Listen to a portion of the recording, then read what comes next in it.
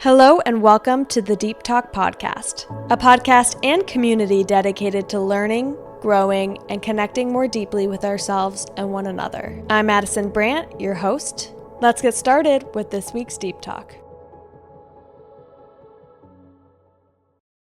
Hey everyone, and welcome back to the Deep Talk Podcast. As always, so happy to have you all here.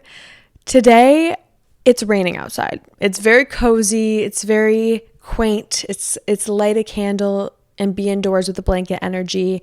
And I'm sending all of you that cozy energy as we hang out for the next little bit together. This episode is kind of bringing that same cozy, loving energy. I want to talk about the fact that there is nothing wrong with you. I know that in life, there are times where I've felt that way. And I know a lot of us feel that way, whether it stems from like a wound we've had our whole life of feeling different, of feeling weird, if we've had experiences and moments feeling like that, or even sometimes if we're like really trying at something, or there's just like a skill that we're really trying to build and it's like really hard for us. Maybe we're in math class and we're really struggling or whatever it is, where we just are like, is there something wrong with me that I can't get this, that I can't do it like they can? And so if you're feeling like that ever, like there's something wrong with me, like what's going on with me? I just want to make this episode to remind you why there is nothing wrong with you and the fact that there is nothing wrong with you. And so I hope this episode feels good on your heart today. So with that, let's dive in. Let's talk about it. And so I want to talk a little bit about the ways that I have felt in my life like there has been something wrong with me.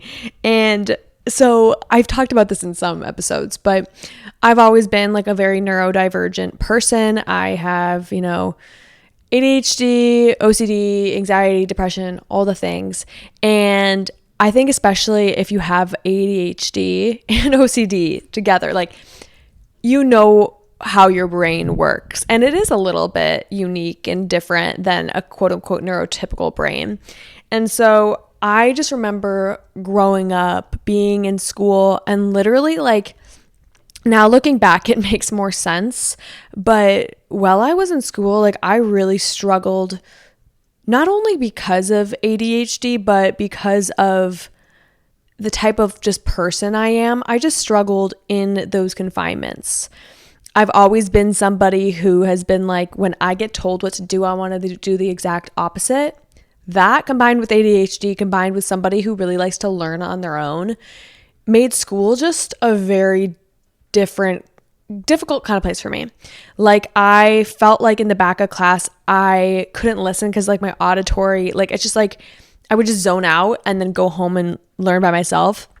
And that was always like different. Like I felt like people around me were like listening or like able to focus. Not everyone, but like I just like couldn't do that. Like it was just not easy for me. I would zone out and go home and like learn by myself. And just I always felt like my sisters especially and like a lot of my friends were really good at like the school system of just being like, I study for this, I do the multiple choice tests and I pass. And for me, I would fail so many of those and do the retakes. I'm so glad we were able to do that in high school. I don't know how I would have survived without it. But those things are really hard for me. Like I really struggled with having to pack a bunch of information in my brain and spit it out in a standardized system. It just didn't work for me. And I know it doesn't work for a lot of other people.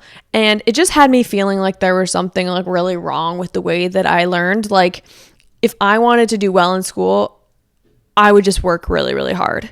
Really hard. And that became my strength. And that is still a strength about me, but it's not one that I don't sometimes feel frustrated about. That like sometimes I feel like my way of learning growing up was like I wasn't just able to be like a smart kid getting good grades and like understanding things. Like I would have to work so hard. I remember going into my math teacher's class every time over lunch, not her class, but like her like extra hours, and just asking questions and learning. And I remember I got an A in calc.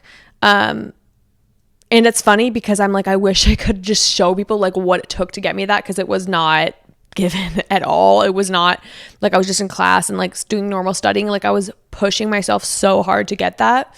My high school is very much about grades. And so I really wanted to fit in. And I was in like some of the smarter classes, but like I sometimes felt like a facade because I was like, oh, like this isn't because I'm actually like naturally intelligent in these ways. Like I just work really hard behind the scenes and learn in my own way. And I had to learn how to do that. Just like growing up, like learn how to learn differently and be okay with that. But it's still a part of me to this day. Like if I was in a meeting, I zone out and then I have to ask pointed questions once I get into it because I just can't like, when there's a lot of information, I just like zone, which is also really interesting why I'm great at working at a coffee shop because all the noise helps me zone into what I'm doing. I learned the way that I learn and it looks a little bit different and yeah, it's fine now, but growing up in standardized systems when you're like in school, like there's so many people who should be like artists and not doing multiple choice tests. And we're too young to really know what we want to do in that about ourselves. So we're surrounded by these structures and then we feel bad about ourselves. And I'm sure you can relate in some ways of just like how society has these walls. And when we can't fit in them, it's like really hard to feel normal. Like if you're not doing the 9 to 5, if you didn't grow up doing well or understanding school, if you took a different path in life that's different, maybe you're traveling, maybe you're a CEO, maybe you're an entrepreneur, maybe you learn differently, maybe you like feel differently, you know, maybe you're neurodivergent. It's sometimes hard to feel like there's something right with you.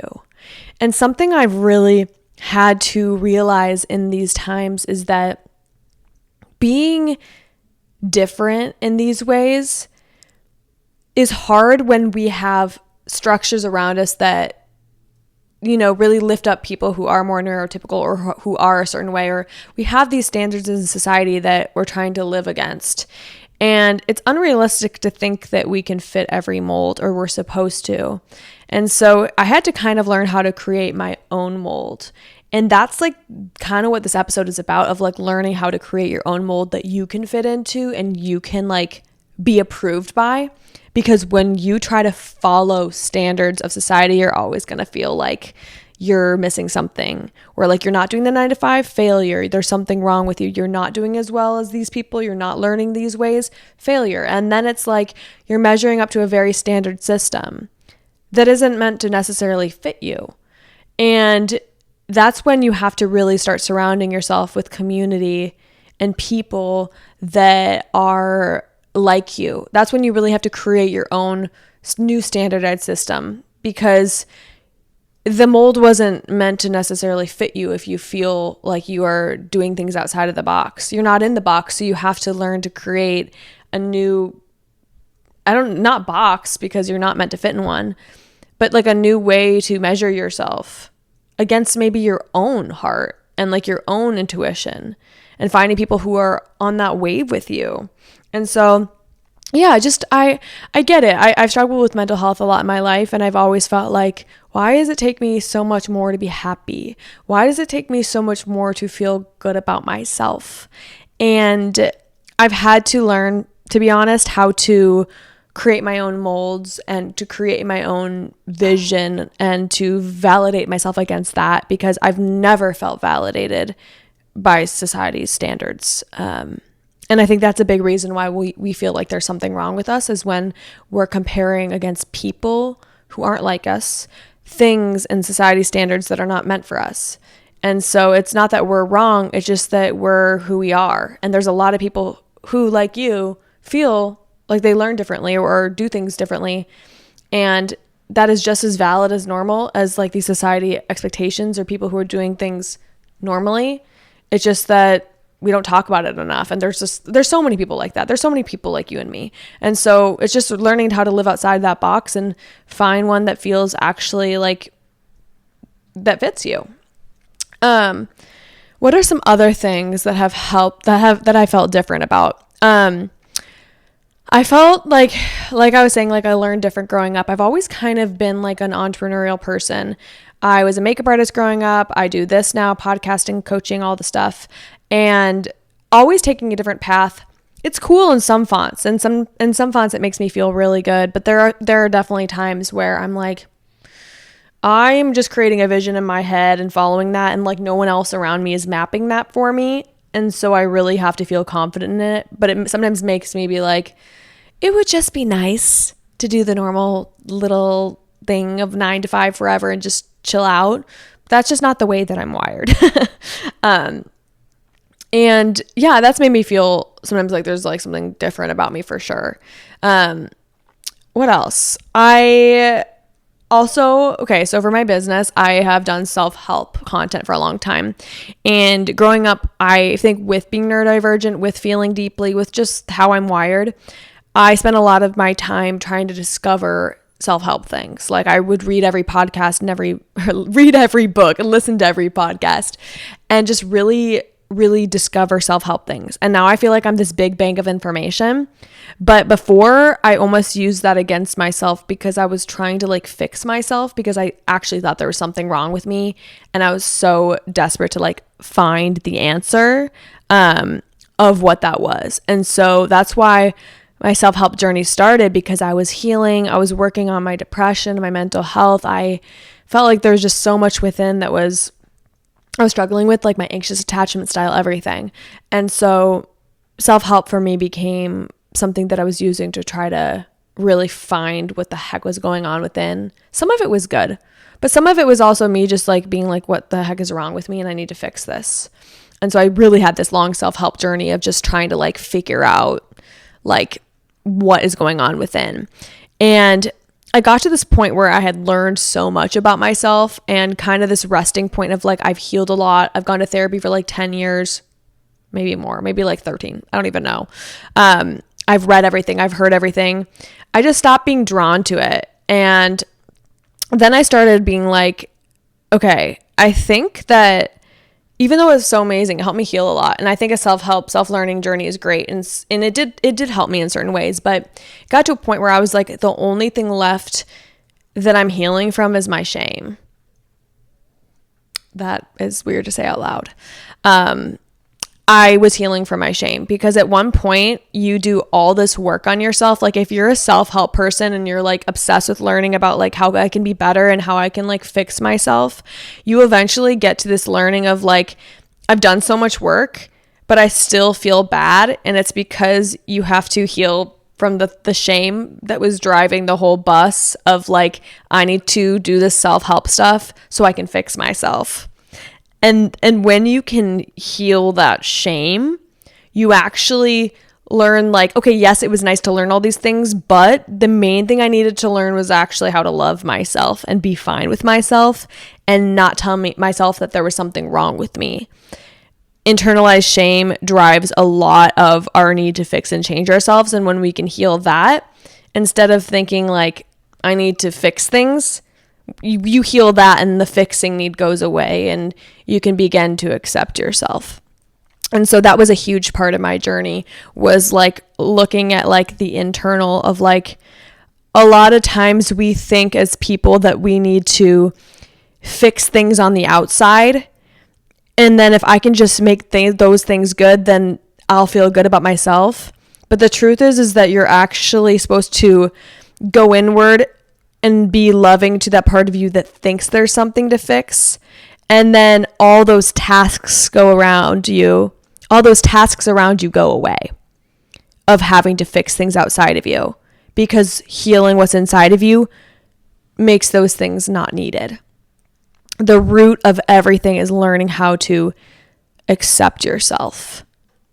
And so I wrote this down. I wrote down that the only thing that is wrong with you is that you think something is wrong with you. The voice in your head telling you that you have something wrong with you is a voice you have internalized from childhood and when you were young. And the truth is that that's not your voice. That is other voices. And you need to go inside and heal that part of you that feels like there's something wrong, that got told that when you were a child, that had experiences where you felt weird, and you have to go in and heal that. And so that's what has been a really big part of my journey is asking myself, like, why do I think that there's something wrong with me? Where am I struggling inside where I feel like there's something wrong with me? And when I ask myself, why do I think there's something wrong with me? I usually come to the conclusion that it's been moments in my life where I felt weird or I felt different. And it's honestly just about how you reparent yourself in those experiences and within. It's a lot of inner child work, I think, and learning how in your current day moment to show up and accept yourself the way you hadn't been in the past. And so I wrote down this too. Why do we think there's something wrong with us? And I think it's oftentimes either we're different or maybe we're like struggling with something in our life. And so if you're different, yeah, that can feel like grief sometimes. Being different can feel like you are grieving the version of you that you could have been so that you could have been accepted by a bunch of people around you, and learning that's not who you are. And ultimately, it's learning how to accept yourself. The other thing of struggling with something is learning that you can build a new skill and it takes time. And that if it's not something you're naturally good at and you want it, you can. Or learning again to accept the fact that that's not who you are, that's not what you're meant to be good at, and that's okay. It's ultimately learning a deep muscle of how to accept yourself and lean into like, what's my voice and my intuition and what do I want versus what's shame and other voices around me, voices from childhood telling me what to do and who I am. If you were like on a daily basis listening to yourself, right, you're going to notice two voices. You're going to notice there's a voice of like expansion in your chest and an openness and like wanting to do something and feeling good about it. And then this voice of like negativity and shame. And that's going to be voices from, the past or what you've learned, your self-talk that's actually just your shame versus actual expansion. So really learning to tap into that voice is really important, and healing that shame so you don't keep speaking from there. You know what I mean? Just ultimately, like, we think there's something wrong with us because we are different, acceptance, or we're struggling with something and we can learn it, or we can accept ourselves. And that's kind of like my 1-2 punch there. Like, that's kind of what the answer is. Like, I think on the journey of all of this, the answer to everything I have found is learning to accept yourself fully. Like, accept yourself so hard that in the moments when you feel the weirdest, the moments when you're doing things differently, you're not automatically going, oh, there's something wrong with me. You're going straight to acceptance. So much so that when you're in a group with people, instead of having your automatic jump be like, oh, I feel weird around them, I'm weird, it's, oh, maybe they're weird, and maybe this isn't for me. That kind of self-love is something you can build. That kind of self-love does exist for you.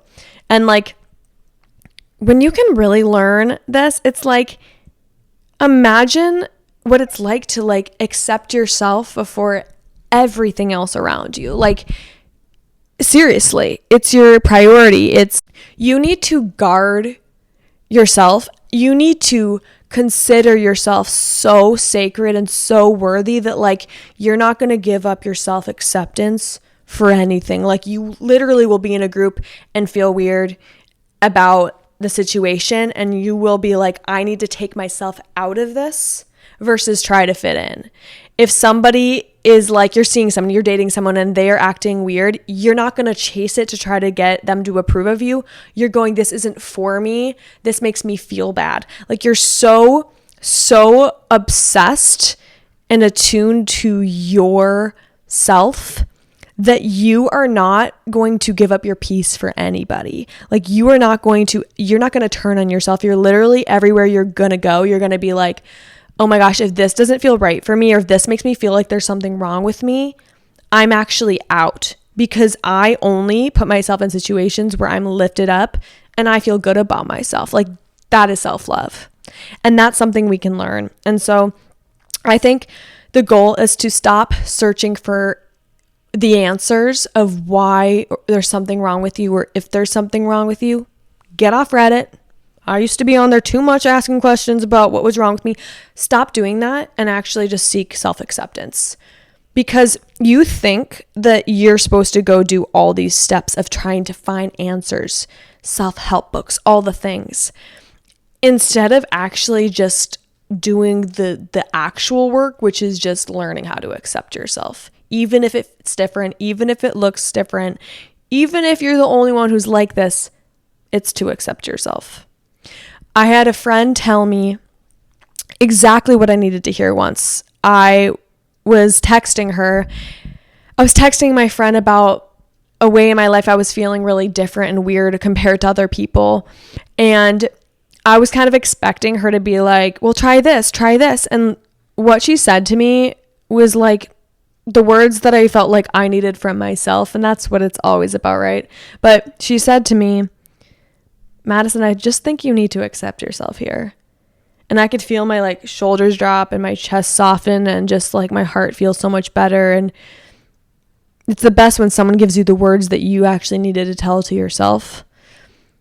And I realized in that moment that I didn't have to change. And the truth is really that you have to learn how to accept yourself, because the root of suffering is not accepting yourself and not surrendering to who you are. And if in every moment you can ask yourself, how can I accept myself more? I think you can learn to love yourself a lot more. I think that's what it's all about. And so, yeah, I just want you to know, I wrote down this too. You are perfectly made. And if you were supposed to be someone else, you would be. You would be somebody else. You're not. You are made this way, with your neurodivergence, with your quirks, with the skills that you have that other people don't, with your weaknesses that other people don't have.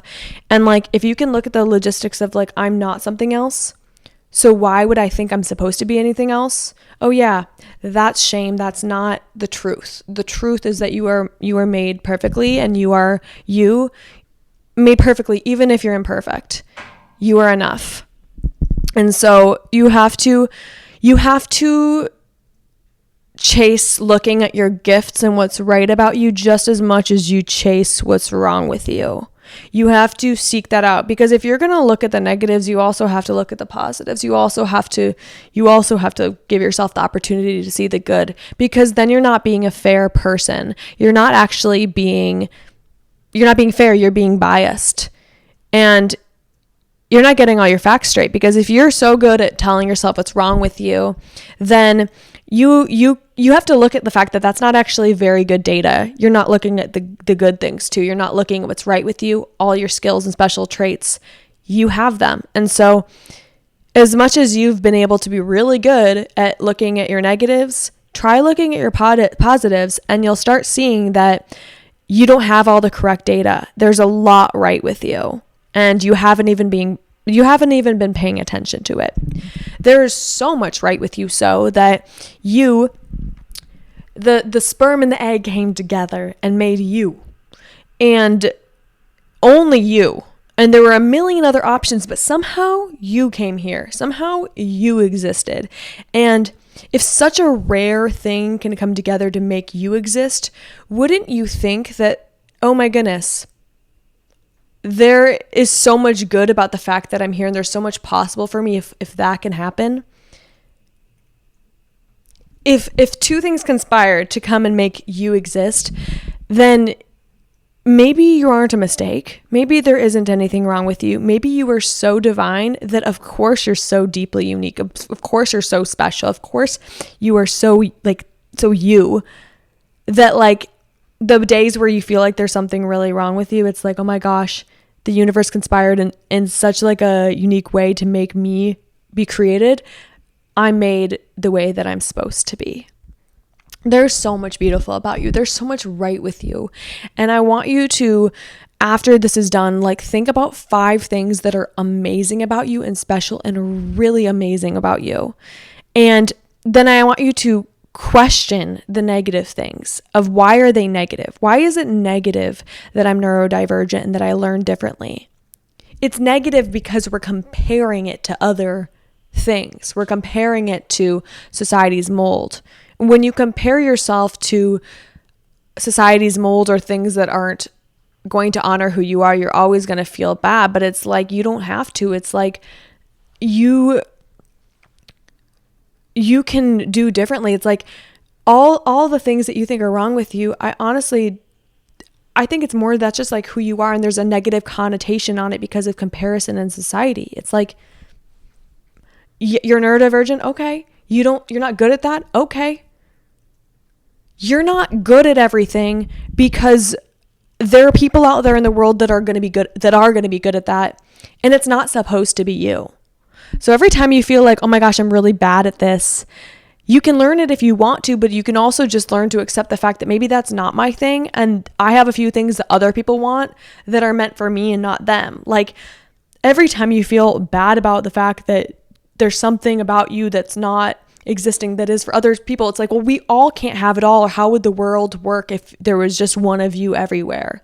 We need people with different skills, so let them have the things that you don't have, and stop trying to fight for something that isn't you, and lean into, what are my few strengths that I can actually make a masterpiece, lean into for my career, my business, love, and recognize that my weaknesses do exist, and I'm not supposed to have every strength that every other person has.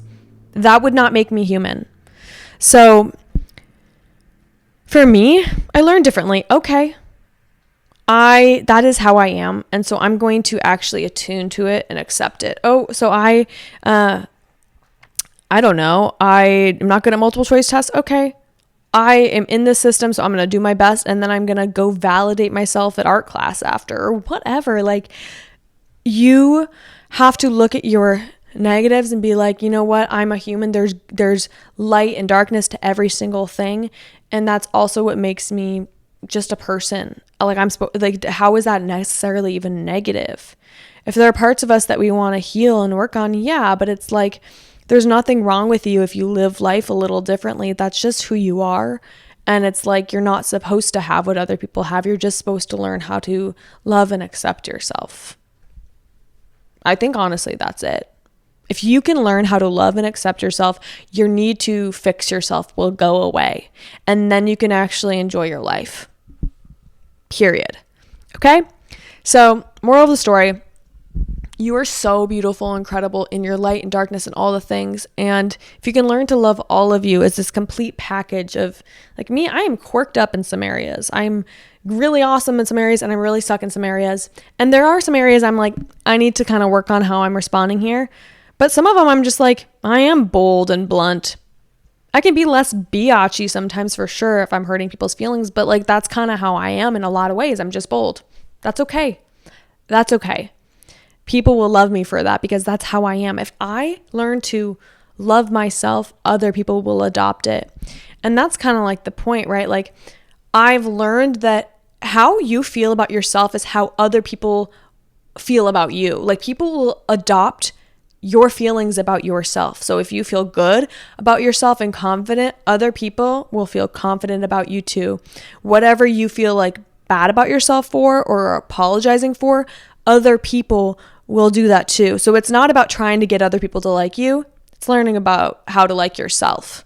Other people will, adopt, again, how you feel about yourself. So if you keep telling yourself there's something wrong with you, other people are going to feel that and feel weird about you. And it's like, if you feel good about yourself, people are they might not click with you, but they're going to feel good about you too, because that's how you feel about yourself. Or at least they'll almost feel sure about the fact that you feel sure about yourself, and be like, you're like an art piece. Don't have to like it or don't have to hate it. It just is.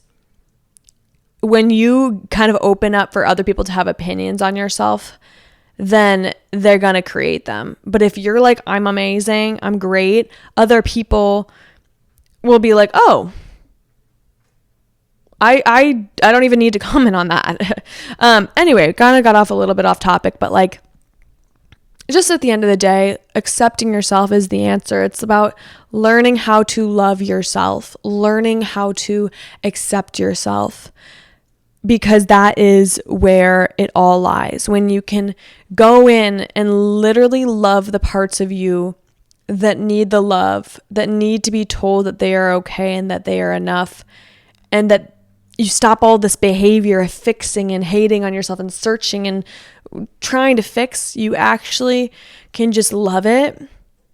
And in every moment when you feel like it's a moment where you could shame yourself, or it's a moment where you could be hard on yourself, you remember what that love feels like and you go back to it again and again and again. When someone rejects you, when you're in a weird social situation, when something doesn't go your way, it's like, oh, this sucks. And I can come back to loving myself.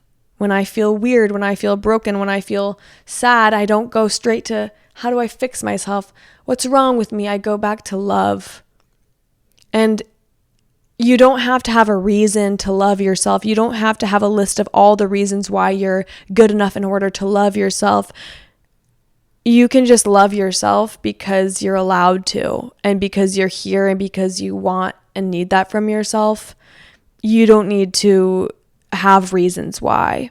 Because if you keep trying to search for a reason why you can love yourself, you'll spend your life running away from yourself. And you don't even need to analyze it. You don't even need to. You can just be like, I'm here, I'm me. The best thing I can do is love myself whenever I can and accept myself wherever I can, just because it feels good, just because it makes me feel good and loved. So I'm going to close this out, but I just want you to know, like, there really is nothing wrong with you. You're here.